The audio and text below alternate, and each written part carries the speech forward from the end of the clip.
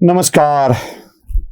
आज बोलायला यासाठी यावं लागतंय की वेगवेगळ्या निमित्ताने भाष्य करत करत लोक वेगवेगळ्या घटनांवर बोलत राहतात. पण गंमत अशी आहे की प्रत्येक जण ठासतो तो उद्धव ठाकरेंची. असं का व्हावं बरं? गरीब बिचाऱ्या चिमणीला सगळे लागले छळायला, अशी सगळी स्थिती. म्हणजे एक उद्धव ठाकरे असे झालेत ना की उठसूट कुणीही त्यांना बडवतोय. उद्धव ठाकरे नाही तर एक ड्रमच झालेत की काय? ड्रम म्हणजे वाजवायचा ढोल झालेत की काय असं वाटायला लागलंय. येतोय तो बडवतोय, येतोय तो बडवतोय, अशी उद्धव ठाकरेंची स्थिती झाली. आता नुकतीच एक घटना सांगतो. म्हणजे माझं काय झालंय त्याच कॅटेगरीत गेलोय मी. म्हणजे मला आता असं वाटायला लागलंय की आपण उद्धव ठाकरेंवर बोलणं बंद करावं का? कारण किती जणांच्याकडून त्यांनी बोलून घ्यायचं ना, किती जणांच्याकडून. पण तरीही तुम्हाला मी सगळं एक एक एक एक एक एक तपशीलवार दाखवतो. म्हणजे उद्धव ठाकरेंना यावेळी विधान परिषद मिळावी आणि त्यांना कुणीतरी या बोलण्यातून मुक्त करून विधान परिषदेत बोलण्याची संधी द्यावी, म्हणजे ते निरोपाच्या भाषणाच्या दुरुस्त्या करू शकतील. असो, जाऊ दे. काय झालं, परवा राज ठाकरे भाषण करते झाले. राज ठाकरे, मला वाटलं होतं की देवेंद्र फडणवीसांची फाडतील, मला वाटलं होतं एकनाथ शिंदेंवर तुटून पडतील, मला वाटलं होतं राष्ट्रवादी काँग्रेसवर वार करतील आणि मराठी माणसांसाठी एकत्र आलेल्या दोन भावांची एकत्रित वज्रमूठ ते महाराष्ट्राला दाखवून देतील. पण राज ठाकरेंनी उद्धव ठाकरेंचीच ठासायची ठरवलेलं होतं. निमित्त होतं खरात प्रकरण.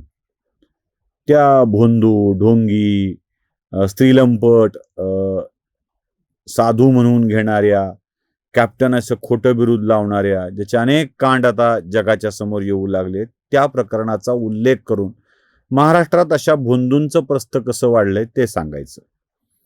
बरं, या खरातवर टीका करताना जे सगळे ढोल वाजवतात तो रुपाली चाकणकरांना बोलावं, बाकी नेत्यांना बोलावं, ज्यांचे ज्यांचे फोटो होते त्यांना बोलावं. म्हणजे खरं तर राज ठाकरेंना ही संधी होती. खरात सोबत फडणवीसांचा फोटो होता, खरात सोबत शहांचा फोटो होता, खरात सोबत अजून नेत्यांचा फोटो होता. त्यांना ठोकण्याची संधी होती. एकनाथ शिंदे, केसरकर यांना ठोकण्याची संधी होती. पण राज ठाकरेंनी ही संधी पूर्णतः नाकारली आणि ठोकलं कोणाला? ऐका. म्हणजे आज कुठे तो साधू संतांचा महाराष्ट्र, कुठे आमचे गाडगे महाराज, कुठे हे सगळे होते, आणि काय आजची अवस्था काय आहे? शेताला पाणी नाही पण खराताला पाणी आहे. कोणतरी आला खरात, शेताला पाणी नाही मिळत. आमच्याकडे इरिगेशनची बोंब, पण खरातला पाणी भरपूर.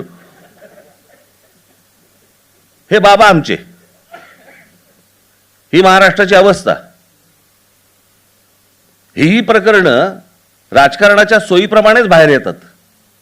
पाहिलं, इथे सिंचनाला पाणी नाही, शेतीला पाणी नाही, पण खरातला मात्र घरात पाणी मिळत आहे, असं सांगून राज ठाकरेंनी कोणाची उद्धरली?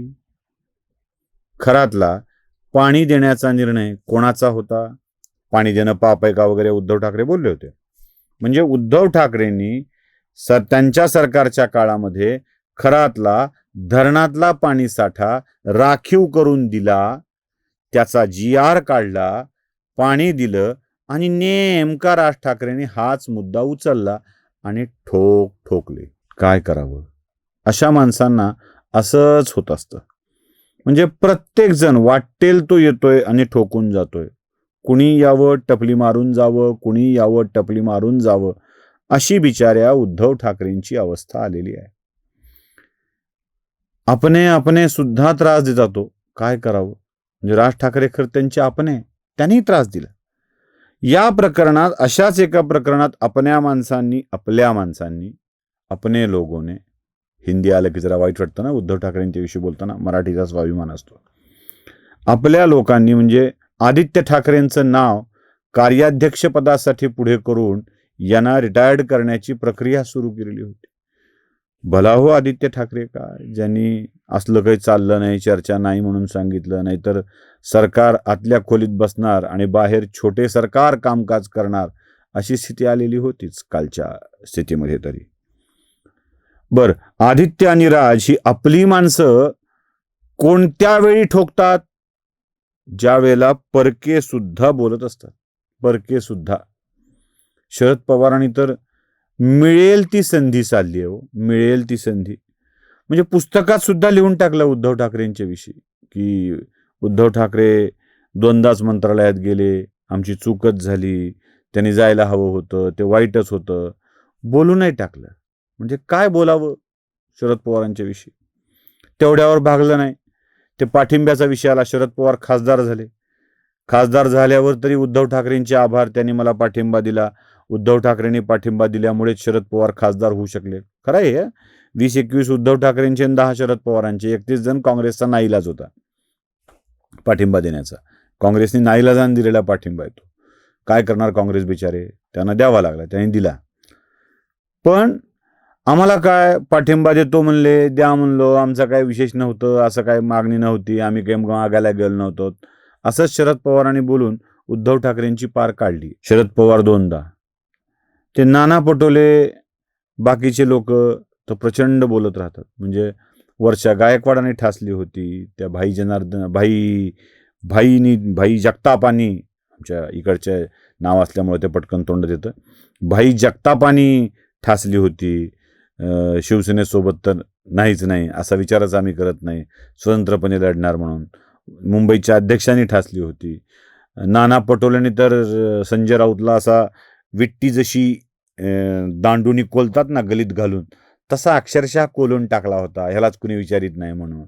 म्हणजे या सगळ्या प्रकारानं आपण बघितलेलं आहे. म्हणजे नाना पटोलेंनी दोनदा कोल्लाय, वर्षा गायकवाडांनी एकदा कोल्लाय उद्धव ठाकरेंना, त्यांच्या पक्षाला. म्हणजे कुणी येतो आणि ठोकून जातो.